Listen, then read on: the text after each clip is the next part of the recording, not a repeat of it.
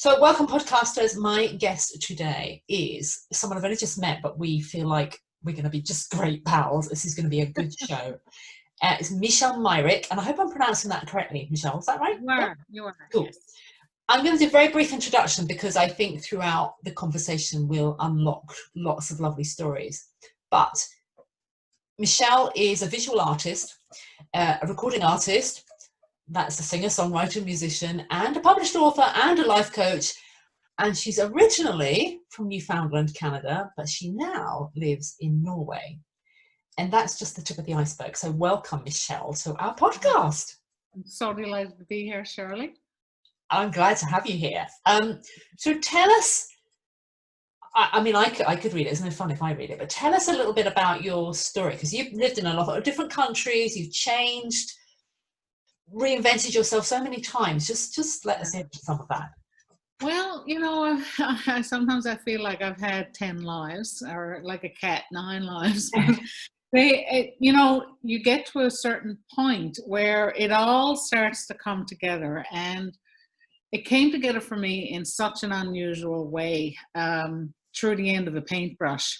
But it started, actually, really, truly, I found myself at the end of that paintbrush. But it kind of started in my mid-40s. I'd been very successful. I had been running charities in Canada, kind of a high-profile position. I was quite successful. I'd had my own little home that I'd renovated in downtown St. John's, Newfoundland, God's country. And I had a good job. I was single. I had no children. I was footloose, fancy free. I had a lovely home. I had a new vehicle outside the door, and I had money enough to go on vacation once a year.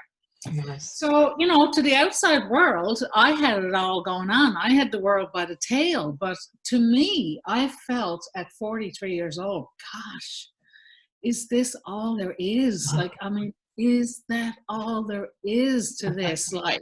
Working my butt off to pay for a mortgage and a house and a 1-week vacation down to Cuba or somewhere, so there's got to be something more to it than this. And honestly, I went into a very deep, I call it come to Jesus moment. I hope you don't mind me saying that. But, I really face things. And I think we get to a certain point at a certain age probably as well, that it's a do or die moment. Either you stay and, you stay sat on the couch, or you get up and you do something different. And that was my moment. And it took some time to come to the decision. And, once you make a decision, this is the beauty. Once you decide you want something different, it's almost like magic starts happening. The universe starts opening up. Things start coming towards you. Doors open, people show up. And for me, what happened almost 12 years ago now was that a friend, someone I had known from years back, I come across her because of her cat. She was looking for a home for her cat. She was moving away. So I had just lost my cat, so I went over to meet the cat. And I did take the cat. But Elaine was at the time going to teach in Saudi Arabia. Now, I had a teaching degree that I hadn't used in, I believe it was 17, 18 years at that time, because I had left teaching and gone into the field of business management. And I knew I was looking for something new, but I did not expect it to be teaching, because to be quite honest, I didn't like teaching very much in my 20s. It didn't feel like it fit me, and which is why I left, and anyway, Elaine kept after me, telling me about this, working with women, which is what really appealed to me, working with young women, 18 to 24, in these all-female universities, teaching them English. And something like that stirred in me. And, she talked to me about what the recruiter had told her, about how things were starting to change in Saudi Arabia and women were getting more liberated, and all of that appealed to my own sensibilities of who I am as a person, and I'd done a lot of work with women in the past.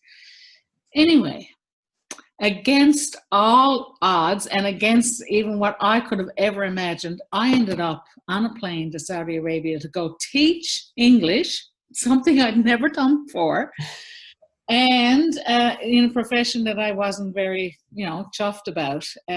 But as it turned out, I found that as a 43-year-old, I was a completely different person in the classroom than I was as a 23-year-old, Yeah. I've had so much more living. I've had so much more happen to me. I was a different person. So that started, but I mean, my life started to, everything just changed after that. I mean, I've lived, like you said, in 5 different continents. I was reunited with my very first love, my husband now. We had met in 1992 in Newfoundland, and we reconnected 2012 on a beach in India. I mean, you can't make this stuff up.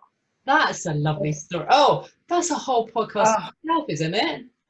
That's a stuff, and that's a fairy tale in itself. But here's my point. My point is that when you answer your own calling, when you answer that desire for something else, and you say, okay, I'm going to go see what this is all about. I'm going to follow my curiosity, because that's all I did. I kept following my curiosity. Yeah. And it led me to Saudi Arabia, to South Korea, back to the Middle East again, and to India, and now to Norway, and to painting, which has literally cracked me open as a person. It has absolutely changed my life. I mean, I've been a singer-songwriter since I was, teenager, right? And started writing songs in my 20s. And performing, I've always performed. I've always thought music was my thing, So I hadn't really branched out into other kinds of art forms. But when I started painting, and it was just by chance, I had an interest, had a curiosity, but I felt something. I actually felt something, and I paid attention to it. So I kept following that curiosity, kept following it, and see where it would lead me. And I mean, where it has led me is worlds apart from where I was, back home on my couch when I was 43 years old, with not a clue where I wanted to go in life and what I wanted to do in the world. It's so much. I don't want to so much because it's all so fast. But at the same time, I just want to pick up on a couple of things that I think were really key in what you said. One of which you just came back to, which was that whole, you either stay on the couch or you get off the couch. That could be a product title all of its own.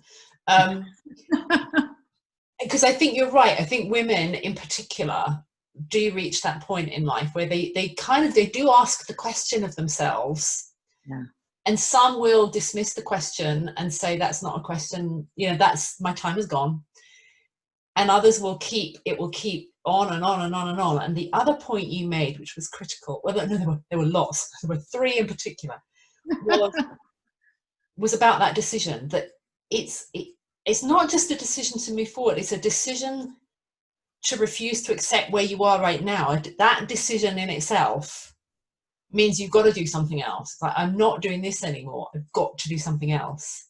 Mm-hmm. And then following your curiosity that got you to the painting, because in my world with working with the way the brain works, so it's weird because I kind of like the analytical thing, and yet I'm not really scientific at all, but I like that little underpinning bit. Mm. And when I was in that lost place and I had no idea, I was like, no idea what to do. I didn't go to the lengths that you've gone to, but I started to go, okay, just switch off all the what you should do, what seems logical, what fits what you've done before, planning, and just go do something that you don't know you're even going to be good at, and just do it. And I was doing little bits of crochet and stuff, and because that opens up a different part of your brain. It certainly does, yeah.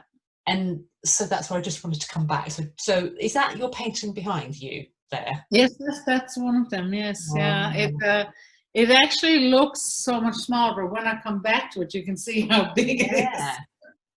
Right, but that's one of them. And you know, the water shows up a lot in my work, in my painting. I grew up at a lighthouse in Newfoundland, so, and I come from a long heritage, 6 generations of lighthouse keepers as well. And so I mean, it's just kind of part of me. And I've had a lot of personal kind of adversities when it comes to water. So it's really had a profound impact on who I am as a person, and it just keeps coming up. It keeps coming up everywhere, you know. But yeah, no, what you're saying is so spot on, Shirley, because when you make that decision, I think, and I think that's the point of like, okay, I'm just going to see. I mean, like I mean, honestly, my family, my friends thought I was having a midlife crisis. Yeah. I mean, come on. Going back to a profession that I detested in my 20s, right, to running off, what looked like running off to Saudi Arabia, of all places on the planet, you know, which actually feels like you're on a different planet, you know, to giving away or selling almost everything I had in order to do that. And in a way, I was going through a midlife crisis. I was like, this is it. I'm just going to go. Like what I told myself is that I'll give myself 3 months. I can always come back. If I don't like it, I can always come back to this where I am now and try something else. But I think just that willingness of opening yourself up to some kind of other possibility or some other kind of potentiality, you know, that unlocks ideas. It unlocks creativity. The way you shape your thinking changes, you know, which of course affects how you feel, which of course affects how you behave, you know, how you operate in the world. So and your results, what happens? The results of your life come from that. So it is a chain reaction, but it starts with a decision. Yeah. It starts with a decision to like really say, okay, what do I want? Yeah. And go find it, you know, experiment. I mean, I started experimenting with the painting. Like my first year painting was 2017. I'm a new painter. Wow. Yeah, but like, let me tell you, it was just like opening Pandora's box, because that first year I painted 138 paintings and sold almost all of them. Oh my goodness. Wow. Wow. You know, which is why, and like I was painting in my sleep. Like I just couldn't get it all out fast enough. Like it was unreal, unbelievable. I'm not kidding. And anyway, like I was looking at doing some sort of exhibition back home to Newfoundland. Because of course, with social media these days, like I was painting pictures and I was putting them up on my Facebook page, and like everybody was like, "Oh, that's lovely, Michelle. You selling that? Like, how much is it?" And so I'm shitting paintings, or every time there's paintings going in my suitcase, every time I'm going back home to Newfoundland, you know. So I said I'll do an exhibition home. So I was sat here in Norway and wondering, what will I do? What will I paint? Will I do landscapes? Will I do ocean? Will I do abstracts? What do I do? Because I've literally painted all kinds of stuff. My husband looked at me and he said, "Why don't you paint your songs?" I was, "What?" He said, "Yeah, why don't you try painting your songs?" I was like, "You're cracked." You know, how do you paint a song? And I said, "I don't know how to do that." And he said, "How do you know you don't know how to do it until you try?" I mean, I have a wonderful husband, wonderful. So I went down to my little studio the next morning and I picked the very first song that I had ever written when I was like maybe 21, 22 years old. And I painted it. And like what transpired on the canvas was only really, truly minimalist compared to what transpired inside of me. Something really profound shifted inside of me. And I was like, oh my God. You know, because I just let my feelings out. Now, was it easy? No. you know, it was hard to let my feelings go there because it was about a very tragic event that happened, you know, to my family. And, but I went there. I let myself go there and I felt something shift. I felt something change. So right there and then I knew I had to paint a bunch of my songs. You know, I didn't paint all of them, but I painted a lot of them. Yeah.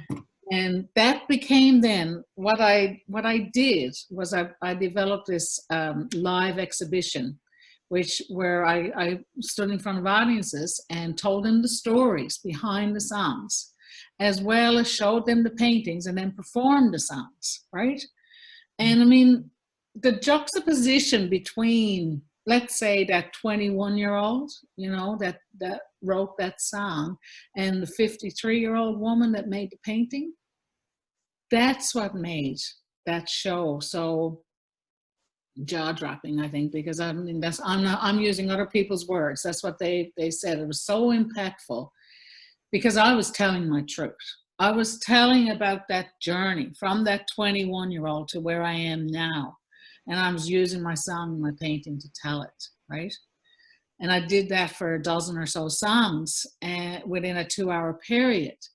And, you know, every single show, people came up to me, oh my God, Michelle, that's me you were talking about up there. That's, you know, I went through something like that. And, you know, when you were talking about your father, I was thinking about my grandmother and, you know, your song like this and that. And he said, would you please write a book about all of this? Because we want more. Like the audience actually wanted to know the full story, you know, and that journey. So I did. I wrote, I got it over there, it's called Stepping Stones. I wrote a memoir. So all of this has transpired like in such a short span of time.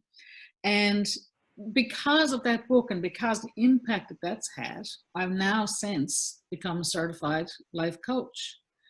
And, you know, I use all parts of me, Shirley. That's what I bring to the table, you know, like I want to help women who are where I was, you know, who are there feeling like, you know, there's got to be something more to it than this. You know, there is. I'm here to tell you there is. Yeah. There is a sense of fulfillment. There is a purpose to your life. Absolutely. And I encourage everyone to go down that road. I mean, mine took many twists and turns to get here, but I mean, without a doubt, this is what I'm supposed to be doing in my life. Without a doubt. Do you think, going back to the fact that you wrote songs when you were in your early 20s, do you think that demonstrated you already had an ability that some people have to work much harder at, hello, hand in the air, of allowing the inside of you to actually show a bit? Because if you were writing songs like that, is that what you were doing? I think that there is a part of our being, I don't want to say our mind, I think it's our being, because what I wrote as a young woman was looking at it from my eyes and looking at it from that analytical point of view of a 50-plus woman. And what I've been through since, like, it was a whole lot more profound than what I thought it was at the time. Right. At the time, it was just an outlet. You know, it was just like, I just have to get this out.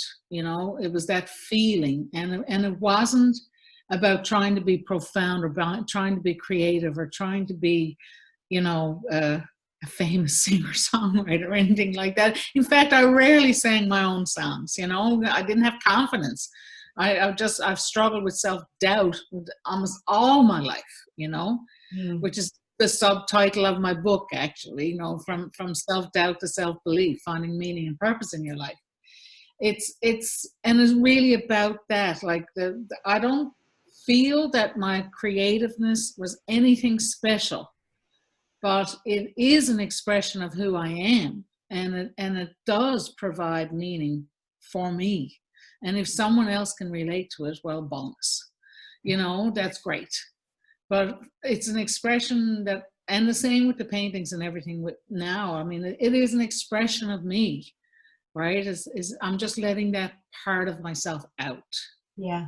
Right? Yeah. and it feels like it has more direction and more purpose, I guess, these days, because I've gotten really in touch with my intuition. I've gotten in touch with who I am. I've faced so many truths. Excuse the lack of THs here. It is my Irish accent. I was going to say it sounds Irish. Yeah, I was thinking, is that accidental? No. So are you Irish as No, well? a lot of Newfoundlanders sound Irish. Okay.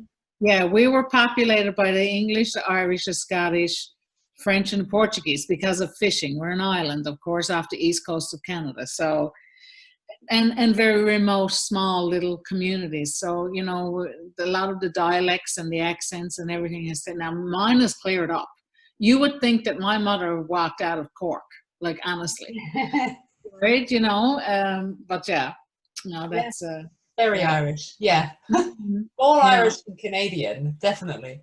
Well, Newfoundland is a little, you know, we're different culturally, and we sound different as well. We actually have our own dictionary of words, you know. Honestly, that was created from the Gaelic and the French and the Portuguese. Honestly, it's yeah. I mean, when I started teaching in Saudi Arabia first, just this quick little story. I was in a room full of young women, of course, and talking away and telling stories and everything else. And all of a sudden, all hands would go up. Teacher, teacher, teacher. What's that word?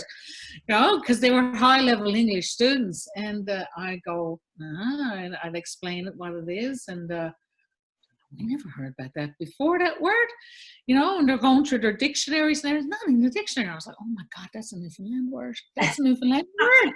So like, I had to become, you know, more hyper vigilant about my own speech because it was just part of who I am, right? Yeah. You know, yeah. No, we have a lot of strange words in Newfoundland. Well, I'm going to ask you about those another time, but I'm curious. So when so you decided to train as a life coach. Yeah.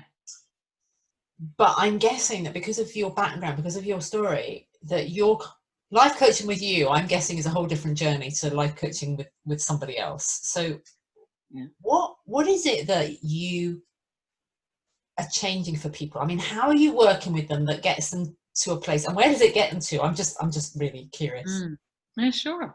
Well, I guess, you know, it's about building confidence. It's about getting a feeling of certainty in your life. That's where I bring people from that area of self-doubt and fear to more of a courageous step forward in their life and believing in themselves.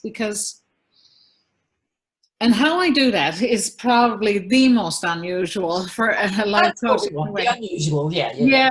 Because, okay, I'm an artist, right? I'm a visual artist. I'm a writer. I'm a musician. So that's part of the fabric of who Michelle Myrick is, right? So I'm using that. I'm also using my teaching skills in the sense of I know how to create curriculum, you know? So, for example, my Be the Lighthouse program. It's called Be the Lighthouse for more than one reason, not just because I grew up on a lighthouse, but because I strongly, strongly, strongly believe that we all have a light inside of us, you know, that needs to be turned on. It's like the lamp in the top of the lighthouse, you know, it needs to be activated. It needs to be turned on and shone out into the world.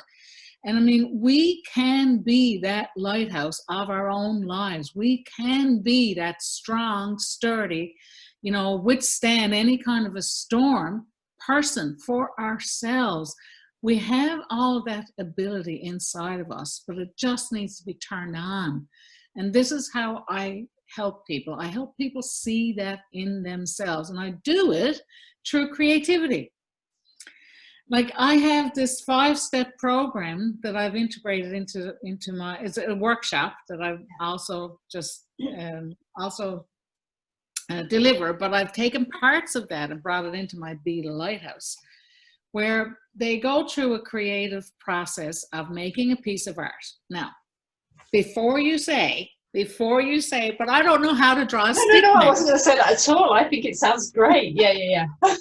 Right, because that's what 9 out of 10 people say is that, oh, look, I don't have a creative bone in my body. Yeah.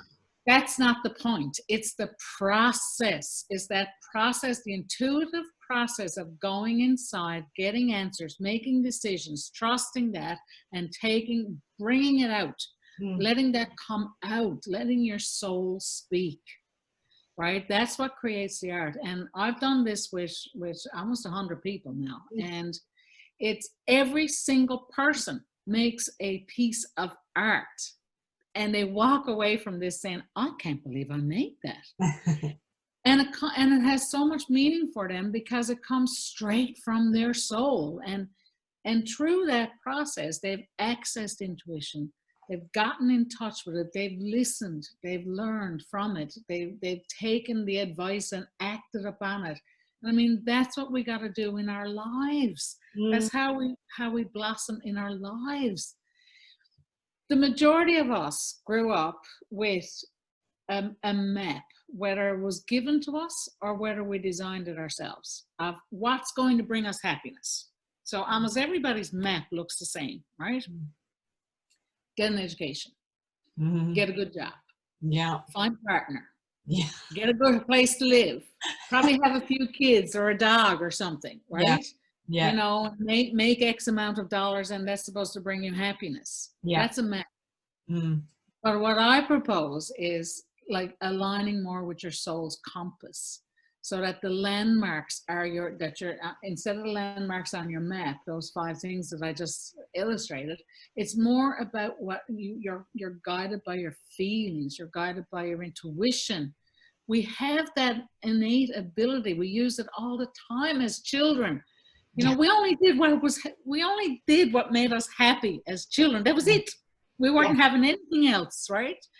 You know, we didn't pay attention to anything else. That was it. If it didn't suit us, we were out of there, right? But we lost that way because we started following the map. Yeah, we were taught to do something different. Exactly. Yeah.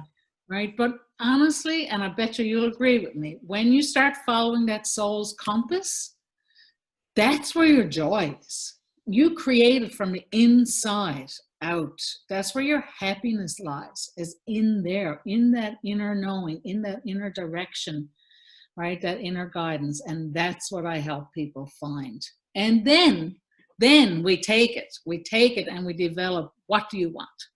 Where do you want to go with this now? And develop a plan. Like, I'm all about actionable steps, Shirley. Like, I can stand up in front and teach anybody anything, but if you don't do anything with it, what's the point? What's the point, right? You know, so my participants in my program, they have homework. They have they have to do stuff, you know. So and they eagerly do it, because once you start feeling this, once you start feeling that fire inside, all you want to do is fan it. You just want it to grow, right? Then my friend, you become a beacon. That's what a lighthouse is. It's a beacon, right? And you attract everything you want. Everything you desire comes to you because it finds you. I love it. I'm personally feeling very inspired, Michelle. So I just think my listeners are going to love you. Love you. Oh, that's wonderful. I have a little gift for your listeners if they're interested. Oh, should I write this? I better write this down, hadn't I? And you know something? It is a little short little workshop that I'd like to offer them for free. And it really is about using, and well, that's the title, using art to embody awareness. Because, you know, we have so much knowledge inside of us, Shirley. So much wisdom that we don't pay attention to. And there's a way, and I teach people this in a very short workshop, in 45 minutes or less, of how to use art to embody that knowledge, embody that awareness, make it part of your daily life. It's coming from inside of you, right? It is who you are. It is your truth. TH is again, I'm sorry. My mother is Irish. Right? I'm kidding. Listen, I've embraced my lack of THs. I've had to. Yeah. But yeah, no, I'm holding this workshop in August, and if people are interested, they can just go to my website, michellemyrick.com/art. I'll put that in the notes. I'll make sure that's in the note. Yeah. I'd love for them to come. If this is something that speaks to them, listen to that calling, follow that curiosity. See what's in there to come out. I mean, aren't you curious? Right? Well, I am. I'm just, cool. I just think it's so exciting. I'm so glad, that kind of serendipity thing, that when it came to this podcast in particular, I started off with no plan. There's still no plan, by the way. Yes.